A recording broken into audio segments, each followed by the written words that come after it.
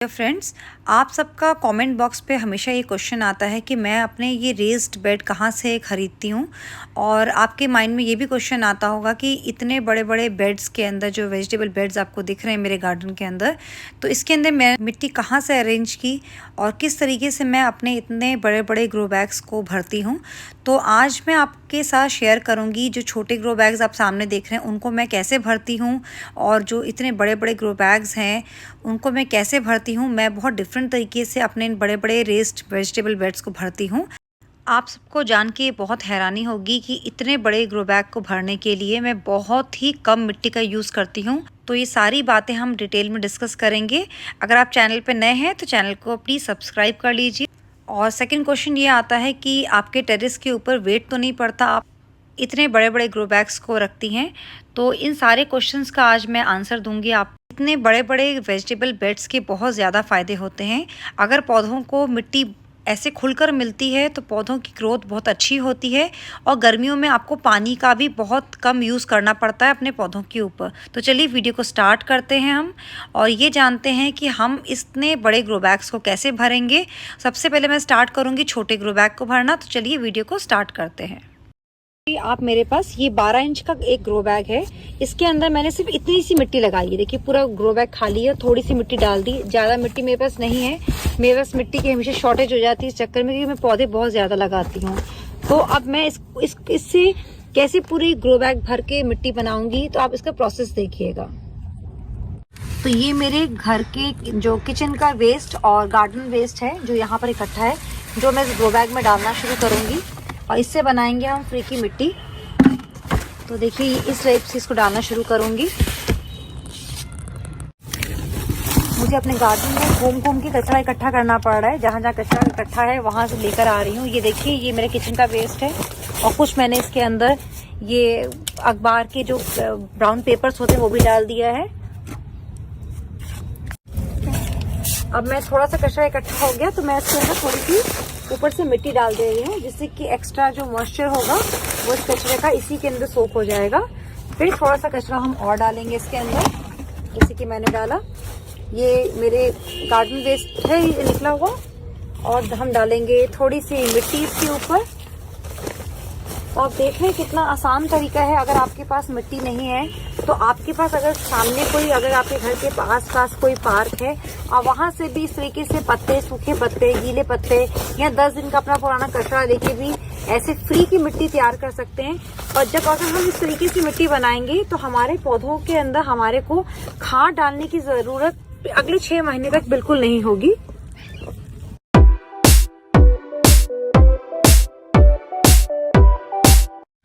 तो आप सबने देखा कि मैंने कितनी इतनी पतली सी लेयर लगाई थी मिट्टी की, उसके ऊपर मैंने कचरा डाला और बस थोड़े सी 3-4 मुट्ठी ऊपर से मिट्टी डाली है।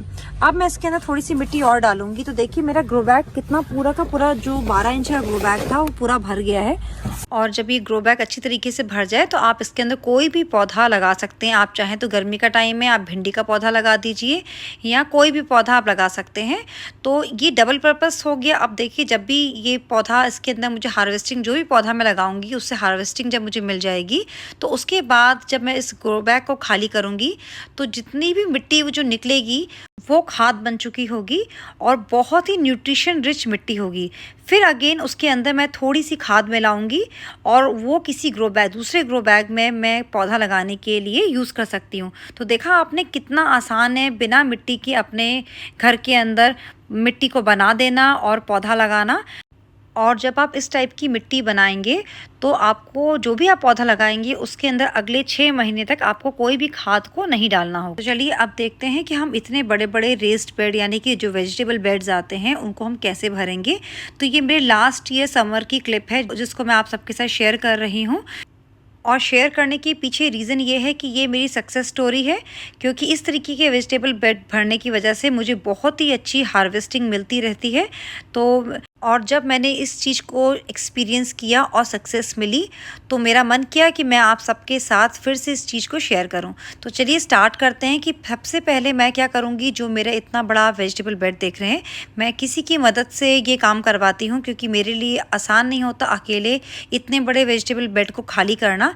तो हम हर सीज़न के अंदर क्या करते हैं, इस वेजिटेबल बेड की मिट्टी को बाहर निकालते हैं और इसको पूरा का पूरा खाली करते हैं। और आप देख सकते हैं कि इस वेजिटेबल बेड में काम करना कितना आसान है।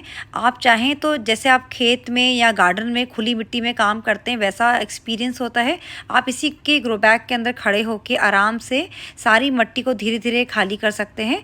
मिट्टी को खाली करना बहुत ज़रूरी होता है, क्योंकि आप जब पौधे लगाते हैं तो उसकी जड़ें उस मिट्टी के अंदर फैली होती हैं, और जो मिट्टी होती है बहुत टाइम से हवा ना लगने की वजह से जैम पैक हो जाती है। मिट्टी खाली करने से हवा का संचालन यानी कि एरिएशन मिट्टी के अंदर बहुत अच्छे से होने लग जाता है।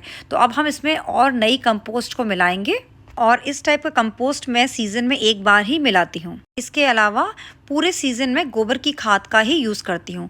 अब मैं कौन कौन सी कंपोस्ट, जब मैं मिट्टी को दोबारा नए सिरे से बनाती हूँ तो कौन कौन सी कंपोस्ट मिलाती हूँ, मैं इसके बारे में आपको डिटेल में बताती हूँ।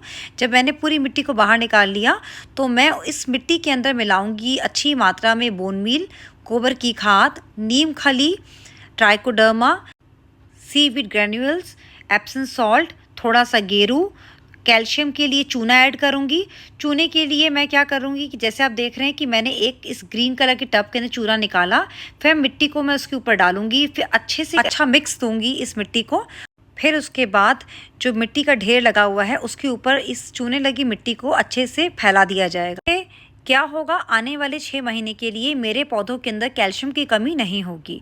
तो ये प्रोसेस आप ज़रूर करिएगा। अपने ग्रो बैग के साइज़ के अकॉर्डिंग चूने को ज़रूर मिलाइएगा। चूना डालने से पौधों की जड़ें बहुत मजबूत हो जाती हैं। तो अब हम क्या करेंगे, जब इस मिट्टी के ऊपर हम सारा का सारा खाद डाल लेंगे जो कि मैंने आपको बताई, तो उसके जो आप लाल कलर देख रहे हैं ये गेरू है।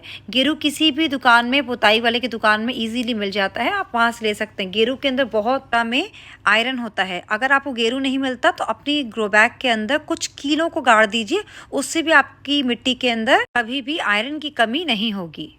तो अब क्या करना होगा, इस मिट्टी को अच्छे से फड़वे से कम 3 से 4 बार हमें मिलाना होगा।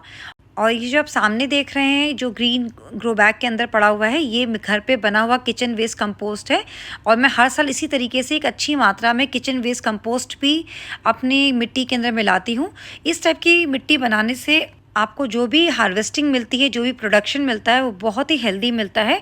और कोशिश ये करिए, अगर आप गार्डनिंग करते हैं तो अपने आसपास जब भी पौधों की कटाई छटाई हो तो पत्ते भी इकट्ठे करते रहिए।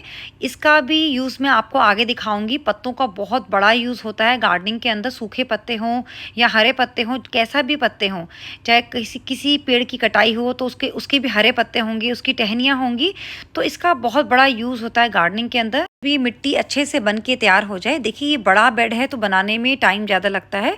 तो अब हमने क्या किया, पहले ग्रो बैग एक पतली सी लेयर लगा दी मिट्टी की। फिर जितने भी सूखे पत्ते हमारे पास थे, जैसा कि मैंने बताया कि सूखे पत्तों का बहुत ज़्यादा यूज़ होता है गार्डन के अंदर, पतली सी लेयर लगाएंगे पहले बड़े से ग्रो बैग के अंदर। फिर जितने भी सूखे पत्ते होंगे, हरे पत्ते होंगे, देखिए मेरे पास ये केले के पत्ते हैं तो मैंने इनको भी डाल दिया है। इससे बहुत अच्छा पोटेशियम मिलेगा मेरे पौधों में।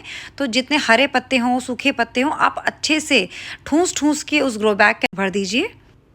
आपके माइंड में ये क्वेश्चन आ रहा होगा कि हरे पत्तों की वजह से पौधों की जड़ों में फंगस तो नहीं लगेगी। तो मैं आपको बता दूं, फंगस बिल्कुल भी नहीं लगेगी। ऐसे हरे पत्ते जब तक आपकी पौधे की जड़ें, आप नए पौधे लगाएंगे इस ग्रो बैग में, जब वो पौधे की जड़ें नीचे तक पहुंचनी स्टार्ट होंगी तब तक ये हरे पत्ते डिकम्पोज हो चुके होंगे और खाद में कन्वर्ट हो चुके होंगे। अब हमारे पौधों को कितनी अच्छी, आप देखिए, होममेड खाद मिलेगी।